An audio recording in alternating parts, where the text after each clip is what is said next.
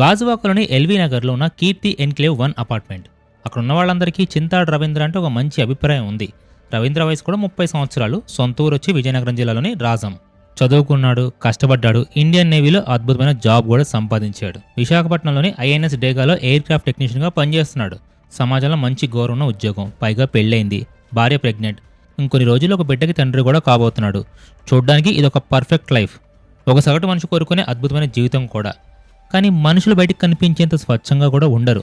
ప్రతి మనిషి లోపల ఒక డార్క్ సైడ్ కూడా ఉంటుంది. ఆ డార్క్ సైడ్ని కంట్రోల్ చేసుకునేవాడే మనిషిలా బతుకుతాడు. దానికి బానిసైన వాడు రవీంద్రలాగా మృగంగా మారిపోతాడు. అండ్ రవీంద్ర జీవితంలో ఆ డార్క్ సైడ్ పేరే మింగిల్ యాప్. ఈ డిజిటల్ ర్యాప్ టెక్నాలజీ మన జీవితాలను ఎంత సులభం చేసిందో అంతే ప్రమాదకరం కూడా మార్చింది. ఒకప్పుడు పరిచయాలు మాటలతో మొదలయ్యేవి, ఇప్పుడు స్వైపులతో మొదలవుతున్నాయి. 2021 సంవత్సరం రవీంద్రకు తన రెగ్యులర్ లైఫ్ బోర్ కొట్టిందో లేక ఏదైనా కొత్తదనం కావాలనుకున్నారో తెలియదు కానీ మింగిల్ యాప్ అనే ఒక డేటింగ్ అప్లికేషన్ డౌన్లోడ్ చేశాడు. తన ఐడెంటిటీని దాచిపెట్టి కొత్త పరిచయాల కోసం వెతకడం మొదలుపెట్టాడు. అక్కడ అతనికి పరిచయమైంది మౌనిక. అండ్ ఆమె వయసు వచ్చి 29 సంవత్సరాలు. విశాఖపట్నంలోని తాటిచల్లపాలెంకి చెందిన సంజీవి కాలనీలో నివాసం ఉంటుంది. పెళ్లి కాలేదు. మొదట్లో హాయ్ హలో అనుకున్నారు.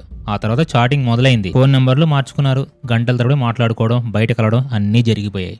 ఇద్దరి మధ్య ఒక మంచి రిలేషన్ ఏర్పడింది. రవీంద్ర తన పెళ్లి విషయాన్ని, తన భార్య విషయాన్ని మౌనికకి ఫస్ట్లో చెప్పలేదనే అంటున్నాడు. అండ్ వాళ్ళిద్దరు కూడా చాలా దగ్గరయ్యారు కూడా. అండ్ కొన్ని రోజులు అంతా బాగానే నడిచింది. కానీ సీక్రెట్ రిలేషన్స్ ఎప్పుడు ఒక టైం బాంబ్ లాంటివి. అవి పేలడానికి కేవలం ఒక చిన్న స్పార్క్ చాలు. ఇక్కడ ఆ స్పార్క్ పేరే డబ్బు. మనిషికి అత్యంత బలహీనత భయం. ఒక తప్పు చేసినప్పుడు ఆ తప్పు ఎక్కడ బయటపడుతుందన్న భయం మనిషిని ఎంతకైనా బానిసం చేస్తుంది. రవీంద్ర పరిస్థితి కూడా అదే. పోలీసుల దర్యాప్తులో రవీంద్ర చెప్పిన దాన్ని బట్టి మౌనిక మెల్లగా రవీంద్రని బ్లాక్మెయిల్ చేయడం మొదలుపెట్టిందంట. వాళ్ళిద్దరి మధ్య ఉన్న బంధాన్ని అడ్డం పెట్టుకుని డబ్బులు డిమాండ్ చేసేదని చెప్పాడు. నువ్వు నాకు డబ్బులు ఇవ్వకపోతే మన విషయం నీ భార్యకి చెప్తాను, నీ పరువు తీస్తాను, నీ ఉద్యోగం పోయేలా చేస్తానని బెదిరించేదంట. సమాజంలో గౌరవం ఒక నేవీ ఎంప్లాయ్కి ఇంతకంటే భయంకరమైన మాట ఇంకొకటి ఉండదు. తన పరువు పోతుందన్న భయంతో, భార్యకి నిజం తెలిస్తే తన జీవితం నాశనం అవుతున్న భయంతోనే రవీంద్ర ఆమె అడిగినప్పుడల్లా డబ్బులు ఇస్తూ వచ్చాడు. అలా 1 కాదు 2 కాదు ఏకంగా 3.5 లక్షల దాకా ఇచ్చానని చెప్పాడు. కానీ బ్లాక్మెయిల్ చేసే వాళ్ళకి ఎప్పటికీ ఒక సాటిస్ఫాక్షన్ అయితే ఉండదు. ఒకసారి అలవాటు పడ్డాక ప్రాణం పోయేంత వరకు వదలరు. మౌనిక డిమాండ్స్ రోజు రోజుకి పెరిగిపోయాయి. రవీంద్రకి ఏం చేయాలో అర్థం కాల. ఒక పక్క ప్రెగ్నెంట్గా ఉన్న భార్య, ఇంకో పక్కన ప్రతిరోజు టార్చర్ పెడుతున్న మౌనిక. మెంటల్గా రవీంద్రగా పూర్తిగా పగిలిపోయాడు. ఇంకా ఒత్తిడిలో, టెన్షన్స్లో అతను ఒక భయంకర నిర్ణయం కూడా తీసుకున్నాడు. సమస్యను సాల్వ్ చేయడం కన్నా దాన్ని వేళ్లతో సహా పీకేయాలని డిసైడ్ అయ్యాడు. అప్పుడే ఈ మర్డర్ ప్లాన్ అనేది తన మైండ్లోకి వచ్చింది. మనుషులు ఎప్పుడు ఒక క్రైమ్ చేయాలనుకున్నప్పుడు దానికి సరైన సమయం కోసం ఎదురు చూస్తూ ఉంటారు. రవీంద్రకు ఆ సమయం దొరికింది. కొన్ని వారాల క్రితం అంటే రవీంద్ర భార్య డెలివరీ కోసం తన పుట్టింటికి అంటే విజయనగరం వెళ్ళిపోయింది. ఎల్వీ నగర్లో కీర్తి ఎన్క్లేవ్ ఫ్లాట్లో ఇప్పుడు రవీంద్ర ఒక్కడే ఉన్నాడు. ఏది చేసినా అడిగేవాడే లేడు, చూసేవాడు కూడా లేడు. ఆదివారం రాత్రి మౌనికకు ఫోన్ చేశాడు. మనం మాట్లాడుకుందాం, ఇంటికి రాని పిలిచాడు. అండ్ మౌనిక కూడా ఏమీ అనుమానించలా. రవీంద్ర ఎప్పటిలాగా భయపడి డబ్బులు ఇస్తాడమని అనుకుని ఉంటుంది. ఆమె నేరుగా తన అపార్ట్మెంట్కి అయితే వెళ్ళింది. తలుపులను క్లోజ్ చేశాడు. లోపల ఏం జరిగిందో చూడడానికి ఏసీసీ కెమెరాలు లేవు. కానీ పోలీసుల ఎంక్వైరీలో తెలిసిన నిజాలు ఇలా ఉన్నాయి. ఇద్దరి మధ్య మాట పెరిగిందంట. మౌనిక మళ్ళీ డబ్బులు అడిగిందంట, లేదంటే భార్యకు చెప్తానని చెప్పి బెదిరించిందంట. అండ్ ఆ టైంలోనే రవీంద్రలో మృగం ఒకటి బయటకు వచ్చింది. కోపంతో ఊగిపోయిన రవీంద్ర మౌనికను అతి దారుణంగా ఊపిరాడకుండా చేసి చంపేశాడు. కొన్ని నిమిషాల గొడవ, ఆ తర్వాత భయంకరమైన నిశ్శబ్దం. నేలపైన మౌనిక ప్రాణాలేని శరీరం. చంపడం ఒక ఎత్తు అయితే ఆ శవాన్ని మాయం చేయడం ఇంకొక ఎత్తు. ఒక మనిషి శవం అనేది చాలా పెద్ద ఆధారం. దాన్ని కదిలించడం, దాచడం అంత ఈజీ కాదు. రవీంద్ర ఒక నేవీ టెక్నీషియన్. అతనికి ప్లానింగ్ తెలుసు, లాజిక్ తెలుసు. తన ఫోన్ తీశాడు. ఒక ఆన్లైన్ డెలివరీ యాప్ ఓపెన్ చేశాడు. ఒక పదునైన కత్తిని ఆర్డర్ చేశాడు. జస్ట్ ఇమాజిన్ చేసుకున్న ఒక సీన్ని. ఒక డెలివరీ బాయ్ ఆ రాత్రిపూట ఆ అపార్ట్మెంట్కి వచ్చి కత్తి ఇచ్చి వెళ్ళాడు. ఆ డెలివరీ బాయ్కి ఏ మాత్రం తెలియదు తాను ఇచ్చిన ఆ కత్తితోనే లోపల ఒక మనిషి శరీరాన్ని ముక్కలుగా నరకబోతున్నాడని. కత్తి చేతికి వచ్చింది. ఇప్పుడు రవీంద్ర ఒక మనిషి కాదు, ఒక కసాయిలా మారిపోయాడు. నేలపై పడున్న మౌనిక శరీరాన్ని ముక్కలుగా నరకడం మొదలుపెట్టాడు. ఒక మనిషి చేయి నరకాలంటే ఎంత గుండెధైర్యం కావాలి చెప్పండి. ఎంత కసి ఉండాలి. రక్తం పారుతుంది, ఎముకలు విరుగుతున్నాయి. అయినా సరే రవీంద్ర ఆగలేదు. ఏ చేతులతో అయితే ఆమెను ప్రేమగా తాకాడో, అన్నీ చేశాడో అవే చేతులతో ఆమె శరీరాన్ని ముక్కలుగా కోసాడు. నరికిన భాగాలను అలాగే ఉంచితే వాసన వస్తుంది.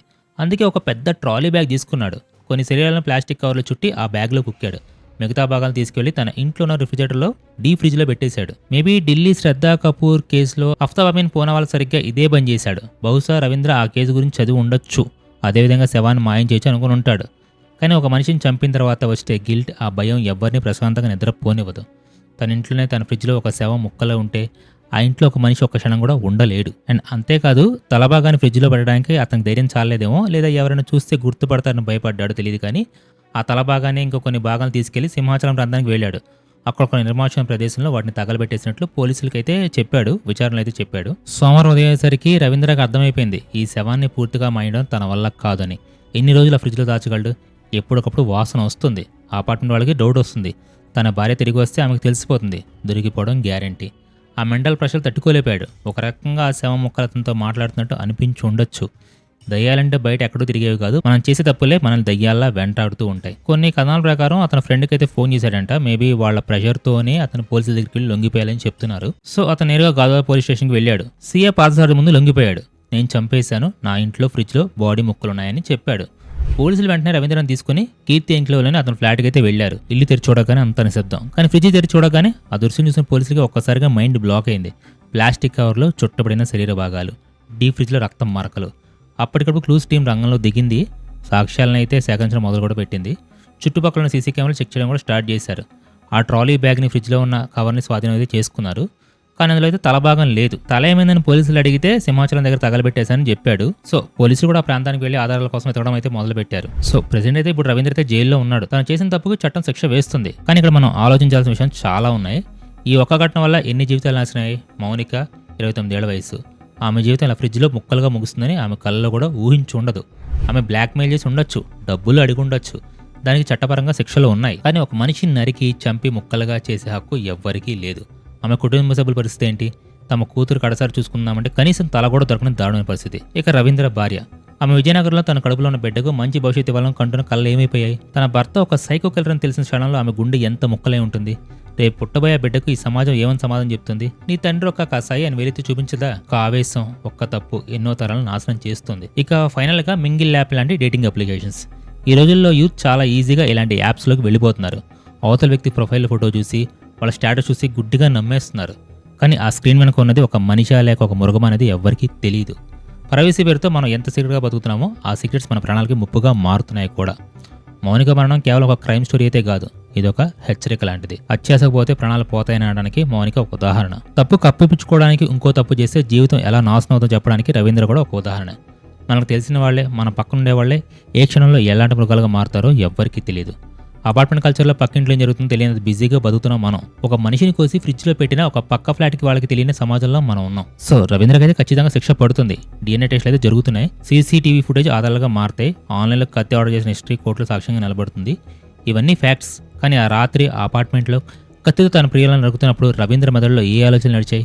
ఆ ఫ్రిడ్జ్ డోర్ మూసేటప్పుడు తన మనసు ఎంత కఠినంగా మారింది? ఇవన్నీ ఎప్పటికీ ఎవరికి తెలియని ఒక డార్క్ సైకాలజికల్ మిస్టరీ. నిజం ఎప్పుడూ ఒకటే. మనం చేసిన తప్పును మట్టిలో పాతేసినా, ఫ్రిడ్జ్లో దాచేసినా, అగ్నిలో కాల్చేసినా అది ఏదో ఒక రూపంలో ఏదో ఒక రోజు ఖచ్చితంగా బయటపడుతుంది. ఇలాంటి దారుణాలు మన సమాజంలో ఇంకెప్పుడు జరగకూడదని ఆశిద్దాం. ఈ కేసులో దొరకని ఆ తలభాగం, ఆ కాలిపోయిన ఆనవాళ్ళు నిజంగానే దొరుకుతాయంటారా? పోలీసులు ఆ మిస్టరీలో ప్రతి ఒక్క లింక్ని ఎలా కనెక్ట్ చేయబోతున్నారు? మీరేమనుకుంటున్నారు? రవీంద్ర చేసిన ఈ దారుణానికి ఎలాంటి శిక్ష పడాలి? కింద కామెంట్స్లో చెప్పండి. సో ఇన్ఫర్మేషన్ ఇస్తే లైక్ చేయండి, అలాగే ఛానల్ కూడా సబ్స్క్రైబ్ చేసుకోండి. This is mister Shiva signing off.